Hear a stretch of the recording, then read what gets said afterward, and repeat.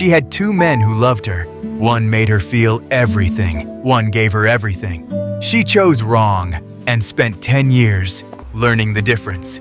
Once upon a time, a young woman named Zara had two men who loved her. The first man was poor, simple clothes, small house. But when he looked at her, she felt like the most important person in the world. The second man was rich. Big car, big house, gold watch. When he looked at her, she felt beautiful, like a painting, in an expensive room.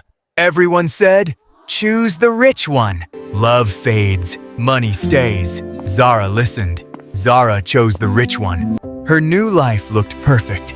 Big white house, expensive clothes, a driver, a cook. People said, "She is so lucky." But inside that big house, Zara was one thing no photograph ever showed. Completely alone. Her husband came home every evening and talked to his phone. Not to her. She said, "How was your day?" He said, "Fine." Without looking up, he bought her a diamond necklace. She wore it to dinner. He did not notice. She had everything, and she had nothing. Because the one thing she actually needed was his attention, and that he never gave. If this story is touching your heart, give it a like right now. Subscribe to English Story Academy for powerful stories every week. 10 years passed. 10 years of beautiful rooms and empty conversations. 10 years of expensive gifts and lonely evenings. One afternoon, Zara went to the market alone, just to feel something real. She heard laughter. Real laughter. Loud, warm, free. She turned and saw him, the poor man, the one she did not choose. He stood beside a simple woman, holding two mangoes, laughing about which one was sweeter. The kind of laughing that cannot be performed, only felt. He looked happy. Not rich happy, just happy. He turned and saw Zara. His eyes were the same. Still warm, still kind, but they were not looking at her now. They were looking at the woman beside him, the way he used to. Look at Zara, the way Zara's husband had never, not once, looked at her. She said hello. He said hello. She walked away. She sat in her expensive car, outside her big white house. Not crying, not angry, just understanding. For the first time, completely, honestly, she understood. She had chosen the frame and left behind the painting. She walked inside. Her husband sat at the dining table, phone in hand.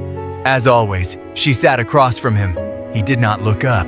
She said quietly, very clearly, "Put your phone down, please." Something in her voice was different. He looked up.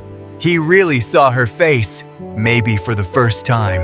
In 10 years, she said, "I do not want another gift. I want 1 hour every evening where you talk to me like I am a person, not a decoration." Silence. He put his phone face down. He said, "Tell me something, anything. I am listening." It was small. It was not perfect, but it was real. And real was something she had not felt in 10 years. She smiled, a small, careful, hopeful smile, and she began to talk. And for the first time in 10 years, he listened. And presence, she finally understood, is not something you can buy. It is something you can only choose. So ask yourself, am I choosing the frame or the painting? Am I choosing what looks beautiful or what feels real? Because the most expensive thing in any relationship is not the house, not the car, not the ring. It is attention, and it costs nothing except the willingness to give it.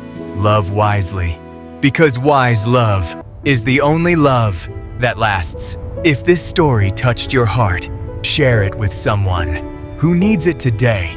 Like and subscribe to English Story Academy, where every story makes you stronger, wiser, and better in English.